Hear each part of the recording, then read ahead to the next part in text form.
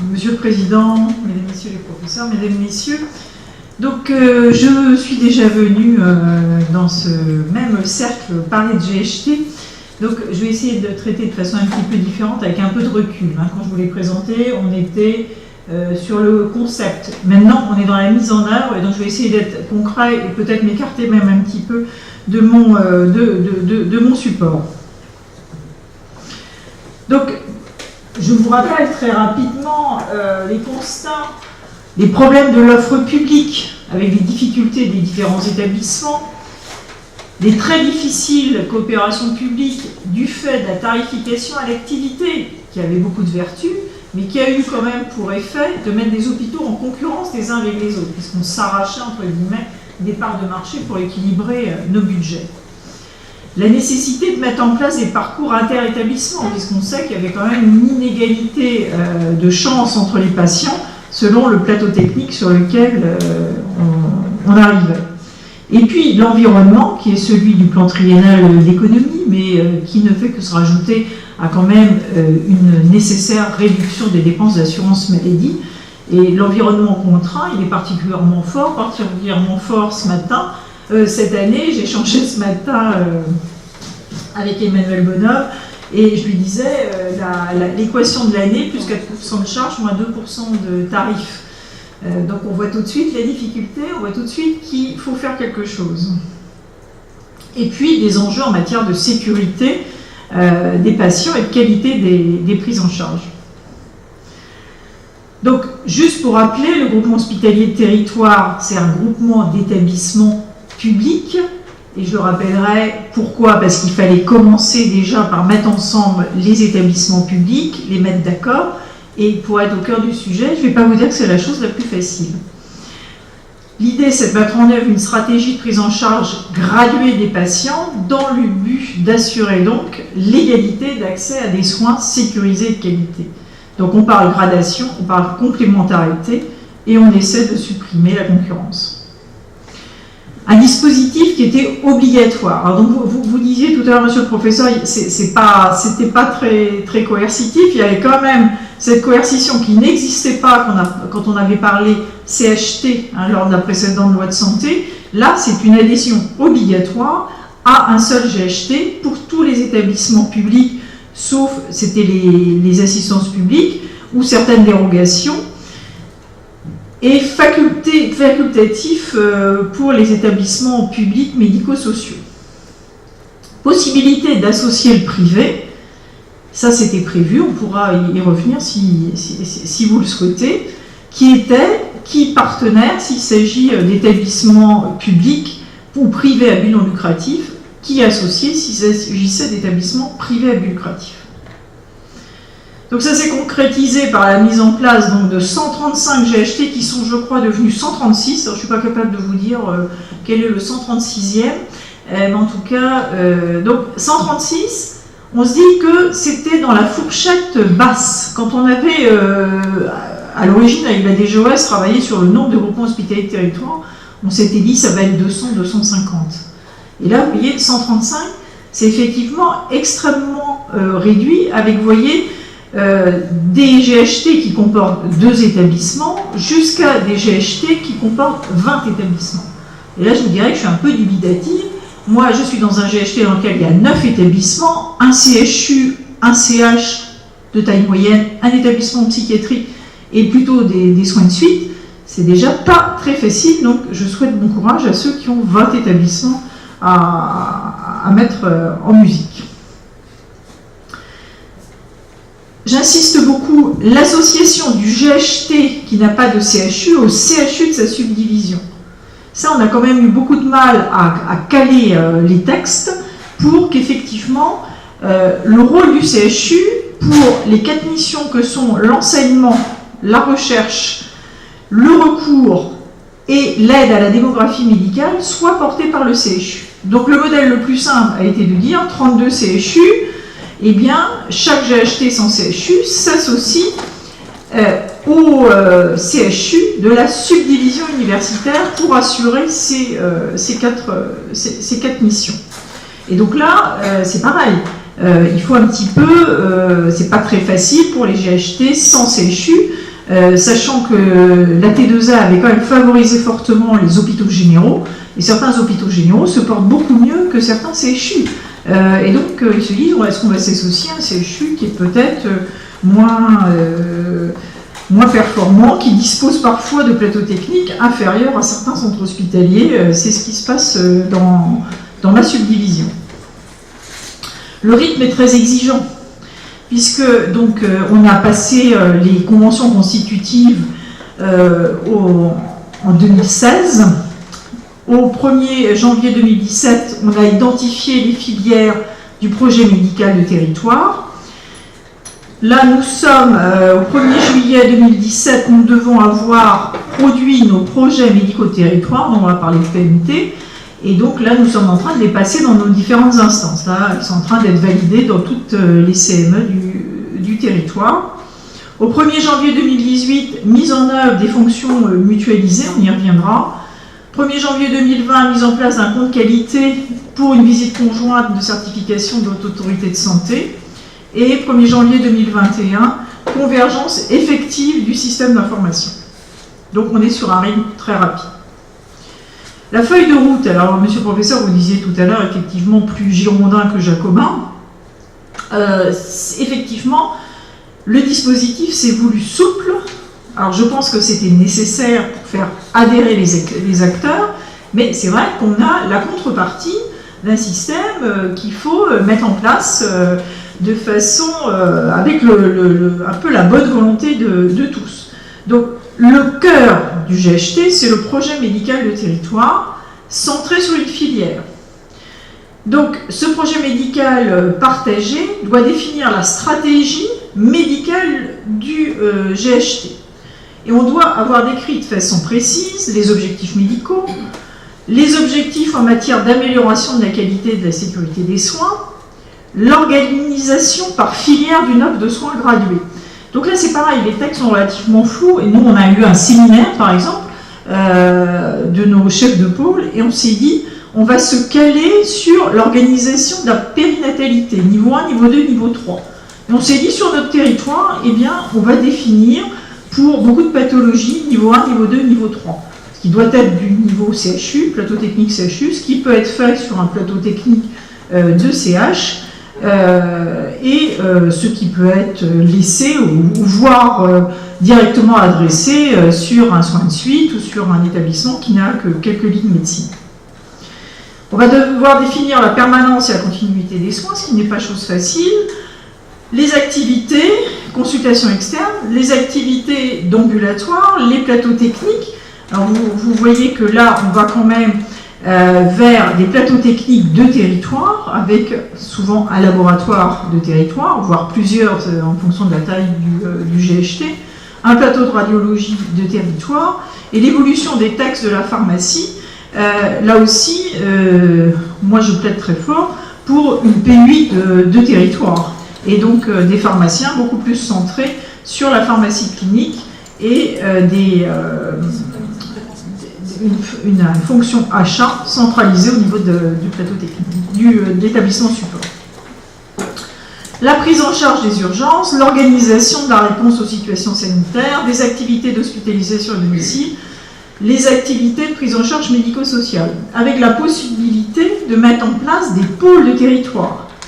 Donc, pour ce qui est de notre expérience sur notre GHT Alpes-Dauphiné, on est en train de mettre en place des pôles de territoire avec toute la difficulté, puisque effectivement, on invente un petit peu un modèle, et là, on n'est pas beaucoup aidé, on n'est pas guidé par les textes. Alors, c'est une chance, mais à la fois, c'est un petit peu compliqué à faire fonctionner, puisque on se trouve dans un entre-deux, entre effectivement des établissements qui restent autonomes et puis cette volonté de concentration quand même autour d'établissements support.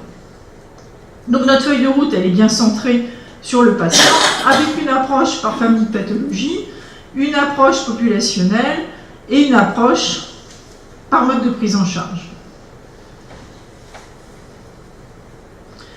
Alors, si on veut définir la filière, on peut dire que c'est une organisation de l'ensemble des activités qui concourent à la prise en charge d'un patient porteur d'une pathologie donnée dans un territoire de santé.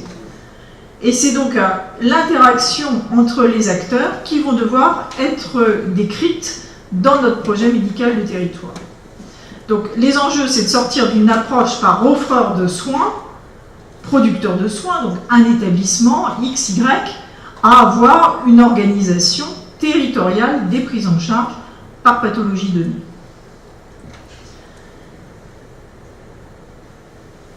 Donc, effectivement, concrètement, quand on en vient à mettre en œuvre notre projet médical partagé, on ne doit pas se contenter de prévoir les modalités d'élaboration du projet médical, mais aussi actionner tous les leviers qui permettent de traduire les faits. Alors, je vais prendre peut-être l'exemple du pôle de territoire. Donc, nous, je ne peux pas parler des GHT au niveau national, puisque ce que vous dites, c'est quand même beaucoup de bon vouloir local, d'organisation locale qui répond. Le territoire du Nord-Pas-de-Calais, avec sa grande densité autour du CHU de Lille, ne va pas ressembler à mon territoire de montagne ou au territoire vendéen. Enfin, tous les territoires sont différents et c'est aussi ce qu'avait voulu à l'origine le texte, nous laisser une certaine liberté. Donc par exemple, on est en train de mettre en place des pôles de territoire, on veut mettre 3 pôles de territoire, un pôle urgence, c'est-à-dire on a 3 établissements qui ont des urgences. L'idée c'est d'avoir un pôle avec des praticiens qui vont tourner sur les 3 établissements. L'idée aussi c'est de mettre fin à l'intérim médical pour améliorer notre qualité. Donc je suis aussi directeur d'un petit hôpital perdu dans la montagne qui s'appelle La Mure. Vous imaginez mes difficultés pour recruter des praticiens. Là j'ai bon espoir et aussi d'améliorer grandement la qualité. Et je travaille avec les généralistes pour leur dire, mais voilà, l'hôpital, vous n'adressez pas forcément les patients, mais là, faites-nous confiance, on va vraiment améliorer la qualité. On a même obtenu un scanner pour aussi que les urgentistes acceptent d'aller travailler dans cet établissement. On fait aussi un pôle de cardiologie qui permet d'irriguer en cardio notre territoire, alors qu'il y avait vraiment des déserts médicaux en cardiologie, des patients qui n'étaient plus pris en charge. Donc il faut effectivement mettre ça en musique, mais quand on vient dans le concret des choses, se posent des tas de questions.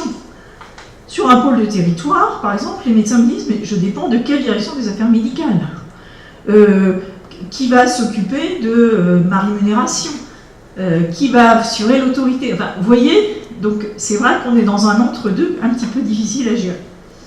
Et puis après, il y a une autre chose qui pourrait sembler, moi j'ai toujours dit, quand on était dans la mission GHT, que c'est accessoire. Le cœur du métier, c'est le projet médical partagé. Pour autant, il y a les fonctions qu'on doit mutualiser, système d'information, DIM, achat, formation. Ça vous semblerait peut-être très facile à mettre en œuvre. Je vous assure que concrètement, sur le terrain, c'est un petit peu plus difficile et on perd aussi beaucoup de temps. Donc je vais passer un petit peu... Donc, le choix qui avait été fait, c'est que le GHT n'est pas doté de la personnalité morale. Pourquoi? Parce qu'on n'a pas voulu dupliquer ou multiplier les structures administratives. Donc, ce qui a été fait, c'est qu'on désigne un établissement support et que cet établissement support va assurer la stratégie, l'optimisation et la gestion du système d'information, la gestion du DIM, la fonction achat, 1er janvier 2018, la coordination des instituts de formation et donc la mutualisation. Et donc, pour ces fonctions mutualisées, le directeur d'établissement support a quand même beaucoup de prérogatives. Conduire la politique générale, les achats, c'est pas chose simple. Et c'est pas non plus très facile pour les établissements qui ne sont pas support de faire le deuil. On pourrait le croire, enfin moi je me dis... on m'enlève les achats, je ne serai pas extrêmement privé. Bah, concrètement, c'est un petit peu plus difficile à faire passer dans les mœurs. C'est être le représentant légal pour les actes de la vie civile et en justice. C'est disposer d'un pouvoir de nomination, c'est-à-dire que c'est le directeur de cet établissement qui supporte, qui va dire c'est un tel qui est en charge de la fonction achat. Donc en fait, il y a des personnels qui vont rester dans les établissements non support, mais qui vont du coup être mis à disposition et sous la hiérarchie de l'établissement support. Être l'ordonnateur des dépenses et des recettes, déléguer la signature. Vous voyez, ce rôle de l'établissement support, effectivement, peut-être qu'on n'avait pas très volontairement mis tout à fait en avant, mais là maintenant, quand on y est, il faut aussi qu'il y ait un chef de file pour ces fonctions-là. Donc là, un exemple que m'a donné la DGOS d'un GHT donc, qui comporte donc, dans le 77, 78, 91 et 95, donc qui comporte 3, 4, 5, 6, 8 GHT avec donc des parcours de soins à organiser qui de Nemours à Fontainebleau, à Montereau, à Melun, à Brie-Comte-Robert et au CH de Provins. Donc vous voyez des organisations à mettre en place. Alors voilà où nous en sommes. Nous en sommes, on voit bien qu'on est au milieu du gué et que là c'est un petit peu difficile. Hein. Donc on va me dire, mais oui, mais vous savez, les textes sur les achats ne sont pas tout à fait clairs, quid de la responsabilité des établissements non support, Et puis, il y a aussi un frein assez naturel à se faire déposséder, je crois. Donc, côté direction, je ne vais pas vous dire, je pense que c'est peut-être plus facile de faire un projet médical du territoire que de mutualiser ces fonctions support. Et pourtant, j'avais un petit peu anticipé, je connais bien les choses. Je ne vais pas vous dire que pour moi, c'est extrêmement facile. Hein, et donc, ça se passe quand même de temps en temps avec quelques tensions.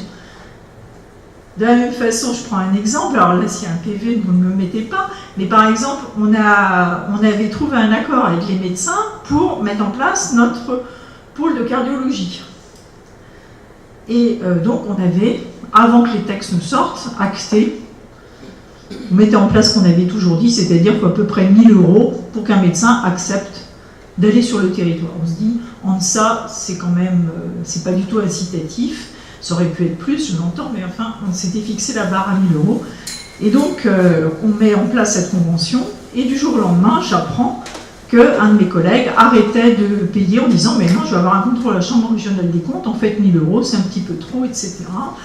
Dès lors que les praticiens ne font pas 40%. Donc, vous voyez, le texte, il ne nous a pas aidé non plus. 40% en dehors de l'établissement support, je trouve que c'est quand même un petit peu beaucoup. Donc, c'est pareil, on se retrouve du jour au lendemain avec des médecins qui me disent oh, du coup, moi, je ne veux plus y aller. Donc, vous voyez, c'est un tout petit peu compliqué. Alors, après qu'est-ce que maintenant on va faire de ces GHT ? Eh bien, il va falloir travailler sur la réforme du financement des établissements de santé.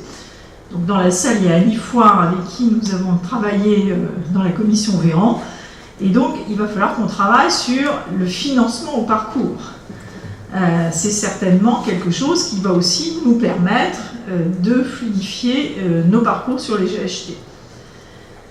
Les périmètres des GHT. On a commencé par le public, je l'ai dit, parce que c'eût été beaucoup trop compliqué, vous voyez la difficulté qu'on a entre établissements publics, de mettre le public, le privé et la médecine de ville. Moi, je ne crois pas une seconde qu'on aurait avancé d'un iota. Vous le savez bien, enfin, je pense que...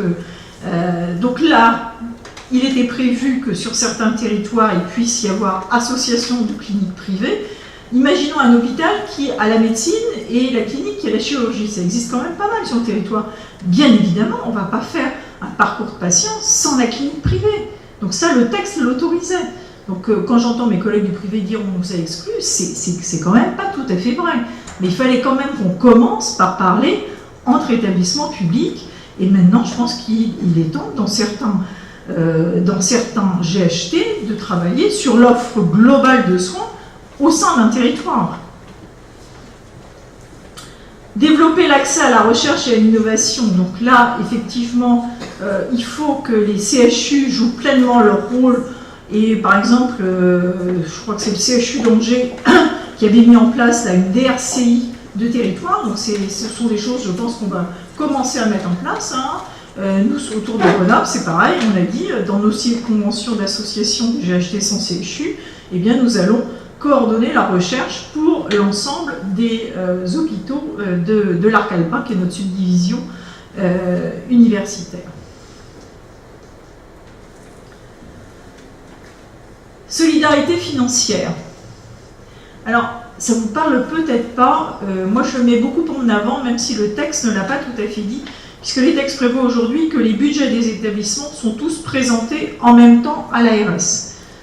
L'idée, c'est qu'effectivement, l'ARS porte un jugement, non pas établissement par établissement, mais sur l'ensemble d'un territoire.